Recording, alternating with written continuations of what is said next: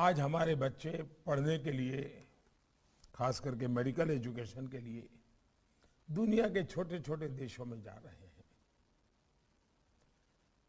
वहाँ लैंग्वेज भी प्रॉब्लम है, फिर भी जा रहे हैं। देश का अरबों खरबों रुपया बाहर जा रहा है। दोस्तों, कई बार आपको मोदी जी को देखने के बाद लगता होगा कि कितना भोला व्यक्ति है। देश की कितनी फिक्र है। पता नहीं इस देश के लोग और बच्चे कब प्रधानमंत्री के मन की बात को समझेंगे। बताइए, दुनिया के छोटे छोटे देश में बच्चे जा रहे हैं और खास करके मेडिकल की शिक्षा लेने के लिए। अरे, उससे तो 20 गुना ज़्यादा बड़ा हमारा देश है। वो अलग बात है कि मेडिकल एजुकेशन यहाँ पर नगण्य है, लेकिन बड़ा तो है। अरे, यहाँ कमी किस चीज़ की है सिवाय मेडिकल कॉलेज के? पेड़ पौधे हैं ही, जानवर हैं ही, पेशेंट की तो कोई कमी नहीं, अंबार लगी हुई है, यहाँ कर लो। लेकिन नहीं, इनको तो देश के संपत्ति से नफरत है। ये बच्चे लोग जो हैं, देश के अरबों खरबों रुपये को दूसरे देश के ऊपर लुटाने में एकदम मशगूल हैं। मोदी जी के बात को ही इनको समझ में नहीं आता है। कितना अजीब है ना दोस्त। जिस देश में आज 15,000 से ज़्यादा हमारे बच्चे फंसे हुए हैं, वह देश आज युद्ध का मैदान बन चुका है और उस देश को एक राष्ट्राध्यक्ष छोटे छोटे देश कहकर बुला रहे हैं। ऐसे हालात में उसका अपमान करना जले पर नमक छिड़कने के बराबर नहीं तो और क्या है। अरे, कम से कम हमारे बच्चों को वहाँ से लेकर आ जाओ, फिर चाहे जो मर्जी बोलो, जो मर्जी बोल लेना, लेकिन एक बार हमारे बच्चों को तो वहाँ से लेकर आ जाओ। और कितनी अजीब बात है ना दोस्तों, कितने भोले हैं मोदी जी। उनको पता ही नहीं है कि ये बच्चे वहाँ जा क्यों रहे हैं। अरे मोदी जी, वहाँ बच्चे जा ही इसलिए रहे हैं ताकि यहाँ के जो महंगी शिक्षा है ना, उससे बच सके। अपने गार्जियन के कमाए पैसे के बजट में वह वहाँ से उच्च शिक्षा ले सके। और आपने तो ऐसे भी रेबरी की तरह तमाम शिक्षा पद्धति को भी प्राइवेटाइजेशन करने की ओर में बढ़ रहे हैं, प्राइवेट हाथों में सौंपने जा रहे हैं। और JNU, जामिया मिलिया ऐसे अंतर्राष्ट्रीय विश्वविद्यालयों को तो आपने आतंकवादियों का अड्डा कब का करार दे चुके हैं। तो भला उसमें जाकर बच्चे क्यों आतंकवादी खुद को कहवाए। और देश तो अभी भी भुगत रहा है ना मोदी जी। आपके भारत के विकास का अचूक हथियार निजीकरण के द्वारा आज देश के क्या हालात हैं, वह तो सब देख रहा है, दुनिया देख रही है। एयर इंडिया 23,000 के टिकट के लिए 1-1 लाख रुपए वसूल रहा है। और मोदी जी का ध्यान केवल गरीब बच्चे जो सामान्य घरों से वहाँ जाकर पढ़ रहे हैं उनके ऊपर है, लेकिन कभी इनका ध्यान नेताओं के बाल बच्चों पर नहीं जा रहा है, जो अक्सर हमारे देश में तो पढ़ते ही नहीं। जो बच्चे आज यूक्रेन में पढ़ रहे हैं, उसके मुकाबले मुझे लगता है कि 10 गुना फी देकर इन नेताओं के बच्चे विदेशों में पढ़ रहे होंगे। तो मोदी जी को अरबों खरबों रुपया वो नहीं दिख रहा है, लेकिन गरीब घर के बच्चे वहाँ से जाकर मेडिकल की अच्छी पढ़ाई करके डिग्री लेकर आकर अपने देश की सेवा करेंगे, वो बहुत खल रहा है। और आने वाले दिनों में देखिएगा कि मोदी जी के द्वारा अपने मित्रों के मेडिकल कॉलेजों का उद्घाटन भी कराया जाएगा, क्योंकि आपदा में अफसर साहब और साहब के मित्र ही उठा सकते हैं, दूसरा के तो हाथ में है नहीं। और दोस्तों, ये भी कितना अजीब बात है ना, साहब को 8 साल बाद इस बात का ध्यान आया कि हमारे छात्रों जो कि विदेशों में जाकर पढ़ाई करते हैं, उससे हमारे देश का अरबों खरबों रुपया विदेश जा रहा है। 8 साल बाद क्यों साहब? 2024 के चुनाव में ये बात बोल देते, कहीं वापस से आपको फिर एक बार सत्ता मिल सकती। दोस्तों, ये इनकी गलती नहीं है, दरअसल ये इनके नज़र का दोष है। क्योंकि आपने देखा, साहब को पिछले 5 सालों से उत्तर प्रदेश के किसानों के खेत चर रहे आवारा पशुओं भी दिखाई नहीं दिए। दिखाई कब दिए? जब चुनाव में इन्हें वोट मांगने के लिए जाना था, और वो भी तब जब किसान इन सांडों को हाँकना शुरू किया। उत्तर प्रदेश के किसानों ने साफ कह दिया कि जिसने सांड को लाया है उसके मालिक को ही भगाओ कि सांड फिर वापस ना आए। क्योंकि उत्तर प्रदेश के लोग रात रात भर जगकर अपने खेतों की रखवाली सांड से करते हुए कितनी रातें जगकर गुजारी है, तब इनको ध्यान नहीं आया। और इनके नज़र का एक दोष और देखिए, आज अच्छी तरीके से उत्तर प्रदेश का किसान नजर आ रहा है।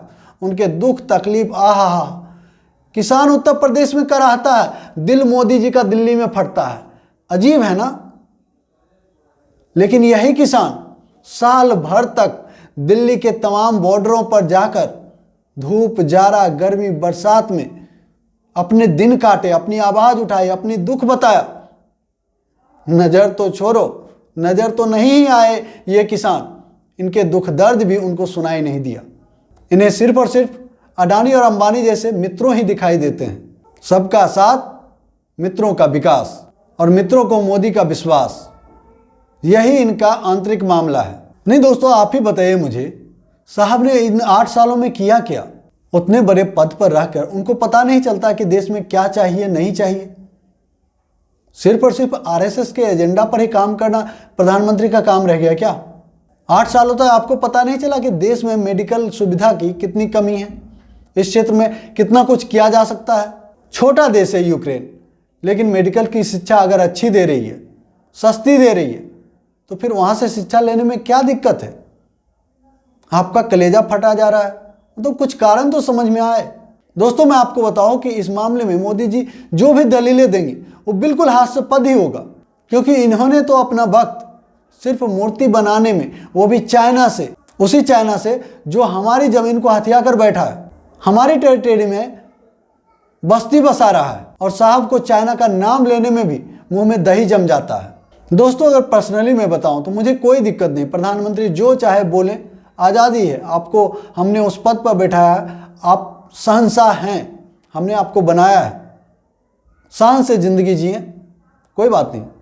लेकिन हमारे बच्चे जो यूक्रेन में फंसे हुए, सबसे पहले सकुशल उनकी घर वापसी करवा लें, क्योंकि युद्ध के मैदान में हम अपने बच्चों को नहीं देख सकते।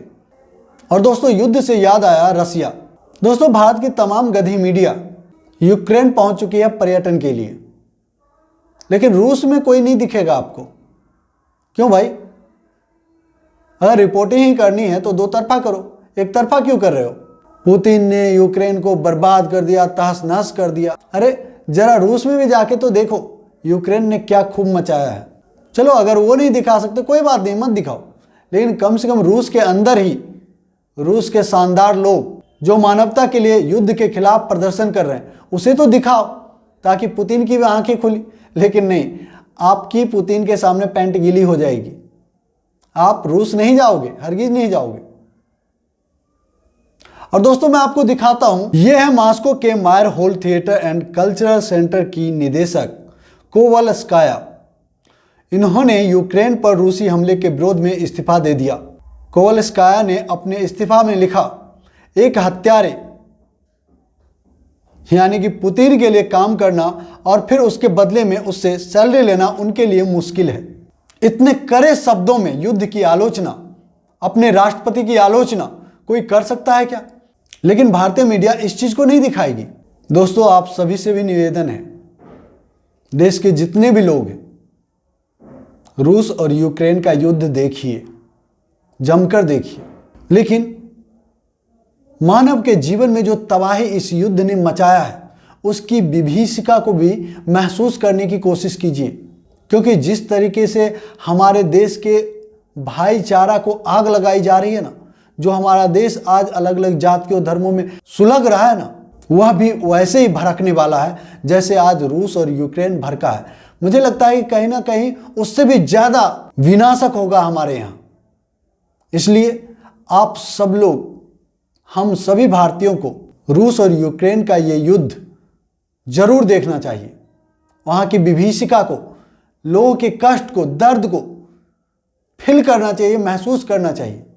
युद्ध में इंसान नहीं मरता, मानव केवल नहीं मरता, मानवता मर जाती है। और उससे जो घाव होता है ना, कहते हैं कि वो भरते भरते भी कभी भर नहीं पड़ता। दोस्तों, विध्वंसक सामग्रियों के लिए किसी ने बड़ा खूब लिखा है, वो कौन लोग हैं जो बम बनाते हैं, वो कौन लोग हैं जो बम बनाते हैं, इनसे तो अच्छे वो कीड़े हैं जो रेशम बनाते हैं। इन्हीं शब्दों के साथ मदन मोहन को दीजिए इजाजत। अगर हमारी ये वीडियो आपको अच्छी लगी, वीडियो को लाइक कीजिएगा, शेयर जरूर कीजिएगा, और जो दोस्त पहली बार हमारे चैनल पर आए हैं, आपसे निवेदन है कि हमारे चैनल को सब्सक्राइब कर लें और घंटी के बटन को जरूर दबा दें, ताकि हमारा हर एक वीडियो सबसे पहले आपको मिले। जय हिंद, जय भारत, जय संविधान।